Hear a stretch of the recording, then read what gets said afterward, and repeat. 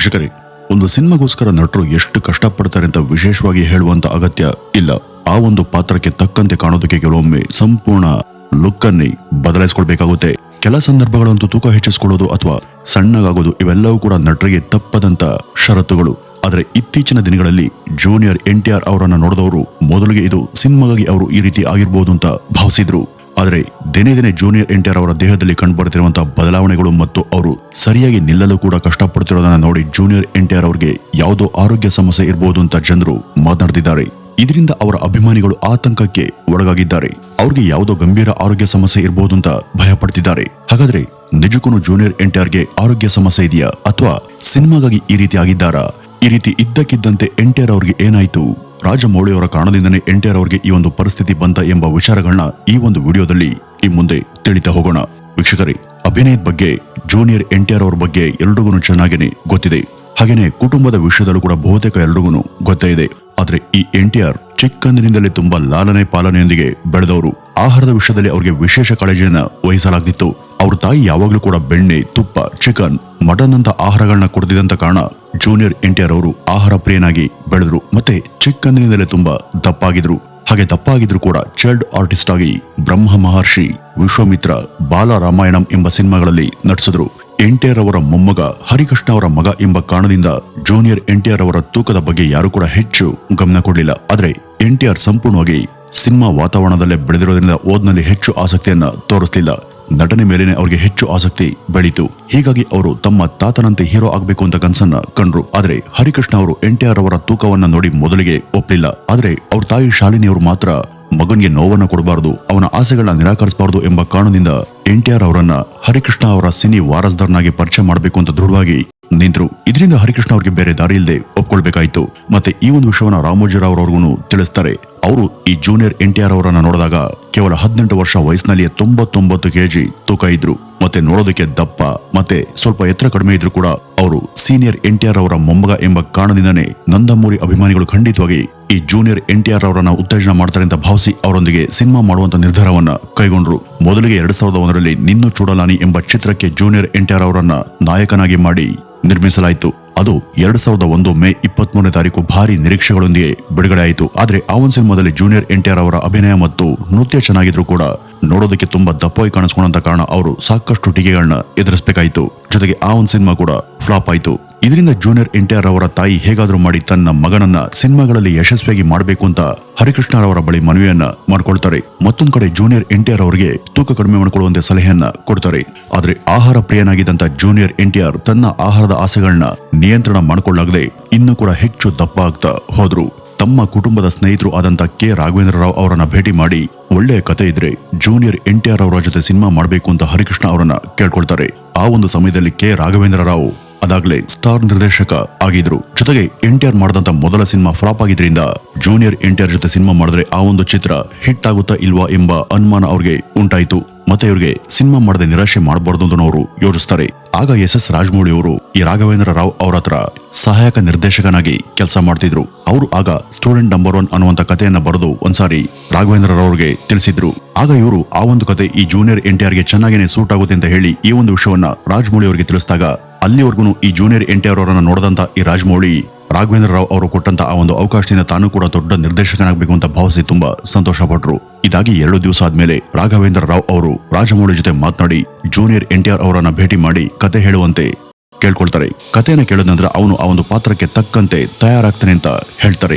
ಇದಕ್ಕೆ ರಾಜಮೌಳಿ ಅವರು ಕೂಡ ಒಪ್ಪಿದ್ರು. ನಂತರ ರಾಜಮೌಳಿ ತುಂಬಾ ಉತ್ಸಾಹದಿಂದ NTR ಅವರನ್ನ ಭೇಟಿ ಮಾಡೋದಕ್ಕೆ ಹೋಗ್ತಾರೆ. ಅಲ್ಲಿ ತುಂಬಾ ದಪ್ಪ ಇದ್ದಂತ ಮತ್ತೆ ಎತ್ತರ ಕಡಿಮೆ ಇದ್ದಂತ ವ್ಯಕ್ತಿಯನ್ನ ನೋಡಿ ಅವನೇ NTR ಅಂತ ಗೊತ್ತಾಗಿ ಅವ್ರಿಗೆ ನಿಜಕ್ಕೂ ಶಾಕ್ ಆಗುತ್ತೆ. ಯಾಕೆಂದ್ರೆ ಅವರು ಆವರೆಗೂ ಅವ್ರನ್ನ ನೋಡೇ ಇರ್ಲಿಲ್ಲ. ತಾನು 10 ವರ್ಷಗಳ ಕಾಲ ತುಂಬಾ ಕಷ್ಟಪಟ್ಟು ಬರೆದಂತ ಕಥೆಯನ್ನ ಒಬ್ಬ ಒಳ್ಳೆಯ ನಾಯಕ ನಟನೊಂದಿಗೆ ಸಿನಿಮಾ ಮಾಡ್ಬೇಕು ಅಂತ ಅವರು ಅನ್ಕೊಂಡಿದ್ರು.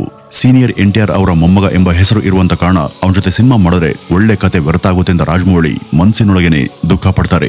ಇದು ತನ್ನ ಮೊದಲ ಹಾಗೂ ಕೊನೆ ಸಿನಿಮಾ ಆಗ್ಬಹುದು ಎಂಬ ಭಾವನೆ ಕೂಡ ಅವರಿಗೆ ಕಾಡಿತ್ತು. ಆದ್ರೂ ಕೂಡ ಬೇರೆ ಆಯ್ಕೆ ಇಲ್ಲದಂತ ಕಾರಣ ಜೂನಿಯರ್ NTR ಅವರಿಗೆ ಸಂಪೂರ್ಣ ಕಥೆನ ಅವರು ಹೇಳ್ತಾರೆ. NTR ತುಂಬಾ ಉತ್ಸಾಹದಿಂದ ಕಥೆಯನ್ನ ಕೇಳಿ ನಂತರ ಈ ಒಂದು ಪ್ರಾಜೆಕ್ಟ್ ಅನ್ನ ಮಾಡೋದಕ್ಕೆ ಒಪ್ಪಿಗೆ ಕೊಡ್ತಾರೆ. ಆದ್ರೆ ರಾಜಮೌಳಿಗೆ ಜೂನಿಯರ್ NTR ಅವರನ್ನ ನಾಯಕನಾಗಿ ಇಟ್ಕೊಂಡು ಸಿನಿಮಾ ಮಾಡೋದು ಸ್ವಲ್ಪ ಕೂಡ ಇಷ್ಟ ಇರಲಿಲ್ಲ.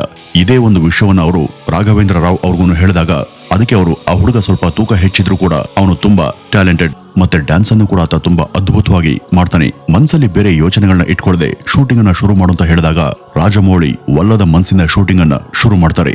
ಸುಮಾರು 10 ದಿವಸಗಳ ಕಾಲ ಶೂಟಿಂಗ್ ನಡೆದ ನಂತರ ದಿನೇ ದಿನೇ ಎನ್ಟಿಆರ್ ಅವರ ಅಭಿನಯದ ಇನ್ವಾಲ್ವ್ಮೆಂಟ್ ಅನ್ನ ನೋಡಿ ರಾಜಮೌಳಿ ತುಂಬಾ ಇಂಪ್ರೆಸ್ ಆಗ್ತಾರೆ. ಇದಾದ್ಮೇಲೆ ಸ್ಟೂಡೆಂಟ್ ನಂಬರ್ 1 ಶೂಟಿಂಗ್ ಅನ್ನ ಅವರು ತುಂಬಾ ಆಸಕ್ತಿಕರವಾಗಿ ಮತ್ತು ಸಂತೋಷವಾಗಿ ಮುಂದುವರಿಸ್ತಾರೆ. ಆದ್ರೆ ಈ ಒಂದು ಸಿನಿಮಾ ಮತ್ತು ಕತೆ ಎಷ್ಟೇ ಚೆನ್ನಾಗಿದ್ರು ಕೂಡ ಜೂನಿಯರ್ ಎನ್ಟಿಆರ್ ಅವರನ್ನ ನಾಯಕನಾಗಿ ಜನ ಸ್ವೀಕರಿಸ್ತಾರಾ ಇಲ್ವಾ ಎಂಬ ಗೊಂದಲದಲ್ಲಿ ರಾಜಮೌಳಿ ಸಿಕ್ಕಾಕೊಂಡ್ರು. ಆದ್ರೆ ರಾಘವೇಂದ್ರ ರಾವ್ ಮತ್ತು ಅಶ್ವಿನಿ ದತ್ ಅವರು ಕೊಟ್ಟಂತ ಧೈರ್ಯದಿಂದ ಆ ಒಂದು ಸಿನಿಮಾವನ್ನ ಬಿಡುಗಡೆ ಮಾಡಲಾಗುತ್ತೆ. ಚಿತ್ರ ಬಿಡುಗಡೆಯಾದಂತ ಆರಂಭದ ದಿನಗಳಲ್ಲಿ ಜನರಲ್ಲಿ ಈ ಒಂದು ಸಿನಿಮಾ ಬಗ್ಗೆ ಒಳ್ಳೆಯ ಅಭಿಪ್ರಾಯಗಳು ಇರಲಿಲ್ಲ. ವಿಶೇಷವಾಗಿ ಜೂನಿಯರ್ ಎನ್ಟಿಆರ್ ಅವರ ಲುಕ್ ಬಗ್ಗೆ ಭಾರಿ ಟೀಕೆಗಳು ಕೇಳ್ಬಂದ್ವು. ಎಲ್ರಿಗೂ ಆ ಒಂದು ಸಿನಿಮಾ ಫ್ಲಾಪ್ ಆಗೋದು ಗ್ಯಾರಂಟಿ ಅಂತ ಹೇಳ್ಕೊಂಡ್ರು. ಇದರಿಂದ ರಾಜಮೌಳಿ ತಮ್ಮ ಕರಿಯರ್ ಎಂಡ್ ಆಗಿ ಹೋಗುತ್ತೆ ಅಂತ ದುಃಖವನ್ನ ಪಡ್ತಾರೆ. ಆದ್ರೆ ಸಿನಿಮಾ ಬಿಡುಗಡೆಯಾಗಿ 3 ದಿವಸ ಆದ್ಮೇಲೆ ಜನರಲ್ಲಿ ಈ ಒಂದು ಸಿನಿಮಾ ಕುರಿತು ಒಳ್ಳೆಯ ಅಭಿಪ್ರಾಯಗಳು ಮೂಡ್ತವೆ. ಸಿನಿಮಾ ಯಶಸ್ವಿಯಾಗಿ ಮುನ್ನುಗ್ತಾ ಹೋಗುತ್ತೆ. ಸ್ಟೂಡೆಂಟ್ ನಂಬರ್ 1 ಸಿನಿಮಾ ಸುಮಾರು 22 ಕೋಟಿ ರೂಪಾಯಿಗಳನ್ನ ಸಂಗ್ರಹಿಸಿ ಸೂಪರ್ ಡೂಪರ್ ಹಿಟ್ ಆಗಿ ಹೊರಹೊಮ್ಮುತ್ತೆ. ಈ ಒಂದು ಚಿತ್ರ ಯಶಸ್ವಿಯಾದ ನಂತರ ಜೂನಿಯರ್ ಎನ್ಟಿಆರ್ ಅವರು ಸುಬ್ಬು, ಆದಿ, ಅಲ್ಲರಿ ರಾಮುಡು ಎಂಬ ಸಿನಿಮಾಗಳನ್ನ ಮಾಡಿದ್ರು. ಆದಿ ಹೊರತುಪಡಿಸಿ ಉಳಿದಂತ ಎಲ್ಲಾ ಸಿನಿಮಾಗಳು ಕೂಡ ಬ್ಯಾಕ್ ಟು ಬ್ಯಾಕ್ ಬಿಡುಗಡೆಯಾಗಿ ಫ್ಲಾಪ್ ಆಗ್ತಾ ಹೋದ್ವು. ಈ ಒಂದು ಕ್ರಮದಲ್ಲಿ ರಾಜಮೌಳಿ ಜೂನಿಯರ್ ಎನ್ಟಿಆರ್ ಅವ್ರ ಜೊತೆಗೂಡಿ ಸಿಂಹಾದ್ರಿ ಅನ್ನುವಂತ ಸಿನಿಮಾವನ್ನ ಮಾಡ್ತಾರೆ.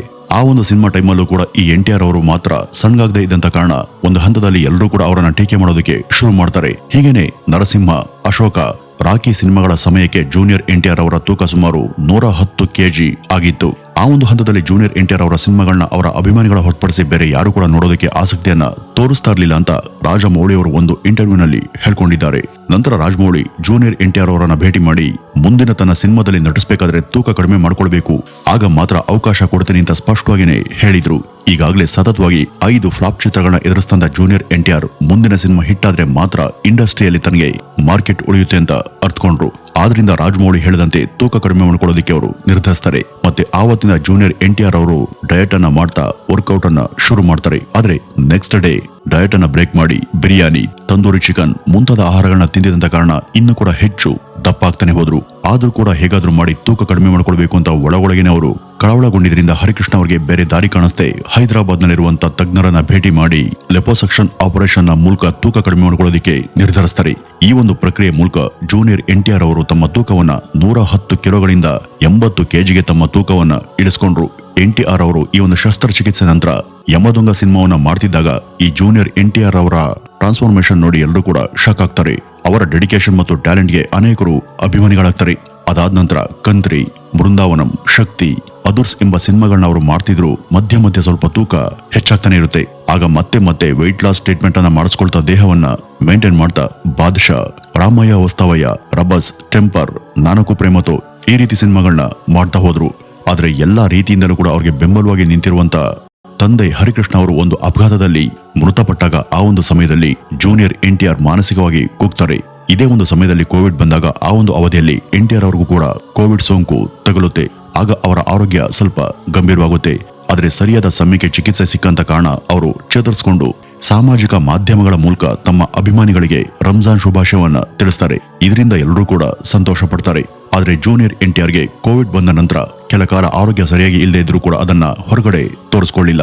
ಆದ್ರೆ 2022ರಲ್ಲಿ ಬಿಂಬಸಾರ ಅನ್ನುವಂತ ಪ್ರೀ ರಿಲೀಸ್ ಇವೆಂಟ್ಗೆ ಅವರು ಬಂದಾಗ ಆ ಒಂದು ಸಮಯದಲ್ಲಿ ಜೂನಿಯರ್ ಎನ್ಟಿಆರ್ ಅವರು ತುಂಬಾ ದುರ್ಬಲವಾಗಿ ಕಾಣಿಸ್ಕೊಳ್ತಾರೆ. ನಿಂತ್ಕೊಳ್ಳಲು ಕೂಡ ಕಷ್ಟ ಪಡ್ತಿರುವಂತೆ ಕಾಣಿಸುತ್ತೆ. ಆ ಒಂದು ಸಮಯದಲ್ಲಿ ಎನ್ಟಿಆರ್ ಅವರ ಆರೋಗ್ಯದ ಬಗ್ಗೆ ಎಲ್ಲ ಕಡೆ ಚರ್ಚೆ ಶುರುವಾಗುತ್ತೆ. ರಾಜಮೌಳಿ ಅವರ RRR ಚಿತ್ರದ ಕಾರಣಕ್ಕೆ ತೂಕವನ್ನು ಕಡಿಮೆ ಮಾಡಿಕೊಂಡಿರಬಹುದು ಅಂತ ಕೂಡ ಎಲ್ಲರೂ ಊಹೆ ಮಾಡ್ತಾರೆ. ವಾರ್ 2 ಪ್ರೀ ರಿಲೀಸ್ ಇವೆಂಟ್ ನಲ್ಲಿ ಎನ್ಟಿಆರ್ ಅವರನ್ನು ನೋಡಿದಾಗ ಅವರ ಲುಕ್ಸ್ ನೋಡಿ ತುಂಬಾ ಸಣ್ಣಗಾಗಿ ಎಲುಬಾಗಿ ಕಾಣಿಸ್ಕೊಂಡಿದ್ರಿಂದ ಎಲ್ಲರೂ ಕೂಡ ಶಾಕ್ ಆಗಿದ್ದಾರೆ. ಇದರಿಂದ ಎಲ್ಲರೂ ಕೂಡ ಅವರನ್ನ ಬಾಲಿವುಡ್ ನ ಕರಣ್ ಜೋಹರ್ ಅವರನ್ನ ನೆನಪಿಸ್ಕೊಂಡು ಅವರು ಕೂಡ ಆರಂಭದಲ್ಲಿ ಸ್ವಲ್ಪ ದಪ್ಪ ಇದ್ರು, ಈಗ ಪೂರ್ತಿ ಮೂಳೆ ಮನುಷ್ಯನ ರೀತಿ ಕಾಣ್ತಿದ್ದಾರೆ ಅಂತ ಅವರನ್ನ ಉದಾಹರಣೆಯಾಗಿ ಈ ಜೂನಿಯರ್ ಎನ್ಟಿಆರ್ ಅವರ ಬಗ್ಗೆ ಮಾತನಾಡ್ತಿದ್ದಾರೆ. ವಿದ್ಯಾ ಬಾಲನ್ ಅವರು ದಿ ಡರ್ಟಿ ಪಿಕ್ಚರ್ ಸಿನಿಮಾ ನಂತರ ಸುಮಾರು 90 ಕಿಲೋಗಳಿಂದ ಸಡನ್ ಆಗಿ 60 kgಗೆ ಇಳಿದಂತೆ ಸೀರಿಯಲ್ ಕಲಾವಿದ ರಾಮ್ ಕುಮಾರ್ ಹಾಗೂ ಕಪಿಲ್ ಶರ್ಮಾ ಶೋ ಮೂಲಕ ಫೇಮಸ್ ಆದಂತ ಕಪಿಲ್ ಶರ್ಮಾ ಕೂಡ ಮೊದಲಿಗೆ ತುಂಬಾ ಆರೋಗ್ಯವಾಗಿಯೂ ದಪ್ಪವಾಗಿಯೂ ಇದ್ರು. ಇತ್ತೀಚೆಗೆ ತುಂಬಾ ಸಣ್ಣಾಗಿದ್ದಾರೆ. ಇದರಿಂದ ಹಲವರು ಒಂದು ಇಂಜೆಕ್ಷನ್ ಮೂಲಕ ಕಡಿಮೆ ಸಮಯದಲ್ಲಿ ತೂಕವನ್ನ ಕಡಿಮೆ ಮಾಡ್ಕೊಳ್ತಿದ್ದಾರೆ ಅಂತ ಜನ ಮಾತನಾಡ್ತಿದ್ದಾರೆ. ಇದೇ ರೀತಿ ಜೂನಿಯರ್ ಎನ್ಟಿಆರ್ ಅವರು ಕೂಡ ಆಗಾಗ್ಗೆ ವೆಯ್ಟ್ ಲಾಸ್ ಟ್ರೀಟ್ಮೆಂಟ್ ಅನ್ನ ತೆಗೆದುಕೊಳ್ಳಲಾಗದೆ ಆ ಒಂದು ಇಂಜೆಕ್ಷನ್ ಬಳಸಿದಂತ ಕಾರಣದಿಂದನೇ ಈ ರೀತಿ ಸಣ್ಣ ಆಗಿರಬಹುದು ಅಂತ ಸಾಮಾಜಿಕ ಜಾಲತಾಣಗಳಲ್ಲಿ ಟೀಕೆಗಳು ಮತ್ತು ಚರ್ಚೆಗಳು ನಡೀತಿವೆ.